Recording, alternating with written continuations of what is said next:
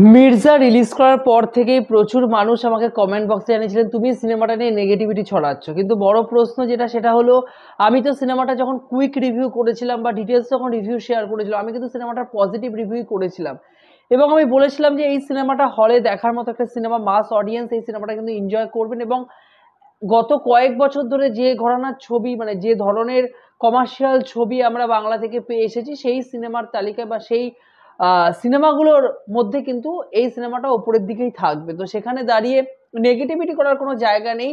তবে এর box office collection নিয়ে কিন্তু নোংরামো চলছিল। তবে অফিসিয়ালি আজকে প্রোডাকশন হাউস মানে অঙ্কুশ হাজরা নিজে তার ফেসবুক পেজ থেকে কিছুক্ষণ আগে অফিসিয়ালি বক্স অফিস কালেকশন জানিয়ে দিয়েছেন। অর্থাৎ প্রথম সপ্তাহে মির্জা কত টাকার ব্যবসা করলো, মির্জার ব্যবসাটা কি কোটি ছাড়াতে পারলো নাকি লাখের মধ্যেই সীমাবদ্ধ, এবং এই সিনেমাটা নিয়ে যে মিথ্যাচার চলছিল সেটার কিন্তু জবাব তিনি দিয়েছেন এবং তিনি এটাও বলেছেন কোথাও না কোথাও গিয়ে যদি সিনেমাটা প্রভাব ফেলে মানুষের মধ্যে, অলরেডি ফেলছেন, তিনি খুশি সিনেমাটা যেরকম ভাবে দর্শক অডিয়েন্সরা নিচ্ছেন।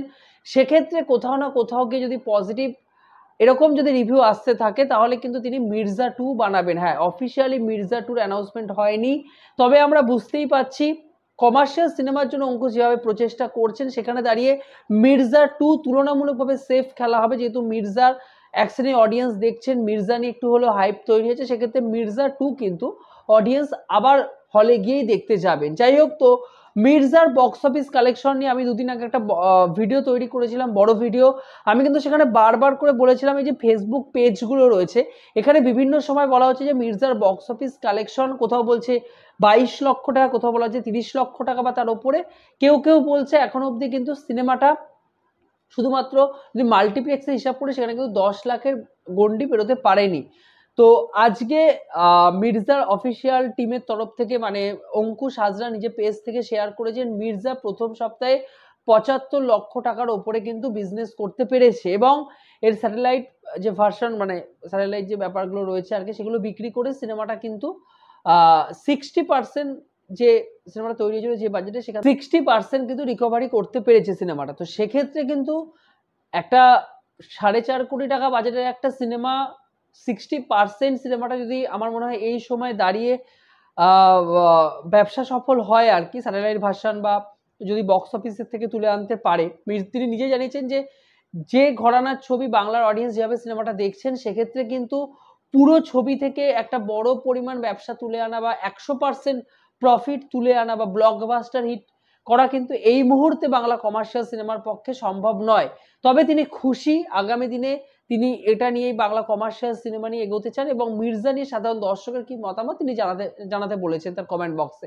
সেক্ষেত্রে সমস্যা নেই, আমার সমস্যা হলো 75 লক্ষ টাকার বিজনেস। দেখুন, আমি নেগেটিভিটি ছড়াচ্ছি না, 75 লক্ষ কিন্তু একটা বড় অ্যামাউন্ট। আমি বলছি অবভিয়াসলি সিঙ্গেল স্ক্রিন রয়েছে, অনেকে আমাকে বলছেন এসবিএফ এর সিনেমা হলগুলো রয়েছে, এসবিএফ এর সিনেমা হল রয়েছে বেশ কয়েকটা জায়গায়, সেখানেও সীমিত পরিসরেই অবভিয়াসলি সিনেমা দেখানো হয়, প্লাস তো মাল্টিপ্লেক্সগুলো রয়েছে, কিন্তু 75 লক্ষ টাকার ওপরে বিজনেস কিন্তু একটা বড় বিজনেস। দেখুন, প্রডিউসার যখন ফিগার জানিয়েছে আমরা ধরে নিতেই পারি তার আশেপাশে, তাকে আমরা বিশ্বাস করছি। পারিয়ার ক্ষেত্রে সমস্যা হয়েছিল জানতে, কিন্তু আমার কোনো যায় আসে না। সেক্ষেত্রে আমি প্রডিউসারকে বিশ্বাস করে ধরেই নিচ্ছি যে 75 লক্ষ টাকা না হোক অন্তত 60-65 লক্ষ টাকার কাছাকাছি কিন্তু সিনেমাটা বিজনেস করতে পেরেছে। এটাও কিন্তু একটা হিউজ বিজনেস। আমাদের কাছে গ্রাউন্ড লেভেলে কিন্তু এত টাকার কোনো রকম কোনো ইনফরমেশন নেই। এমনকি এই যে 30 লক্ষ টাকার যে হিসেবটা দেওয়া হয়েছিল বিভিন্ন ফেসবুক পেজে সেই হিসেবও কিন্তু আমাদের কাছে ছিল না। যদি সিনেমাটা 60 লক্ষ বা তার উপরে বিজনেস করে থাকে অবভিয়াসলি আমরা আলাদা করে কিছু বলার নেই, তাহলে বলতেই হয় যে মির্জা কিন্তু ভালো পরিমাণ একটা দর্শক টানতে পেরেছে। কিন্তু আমার কাছে গ্রাউন্ড যে রিপোর্ট রয়েছে মাস অডিয়েন্সের কাছে কিন্তু সিনেমাটা এখনো সেভাবে পৌঁছয়নি। বিভিন্ন গ্রামের অডিয়েন্স যারা রুরাল এরিয়া থেকে আসে তাদের কাছে কিন্তু সিনেমাটা এখনো পর্যন্ত গ্রহণযোগ্যতা পায়নি। সেক্ষেত্রে 75 লক্ষ টাকা একটা বড় অ্যামাউন্ট আমার মনে হয়। প্রডিউসার যখন জানিয়েছেন তার কাজ প্রথম কাজ, তাকে অবভিয়াসলি আমার সেলুট এবং আমি চাই আগামী দিনে তিনি সৎভাবেই তার কাজগুলো করে যাক।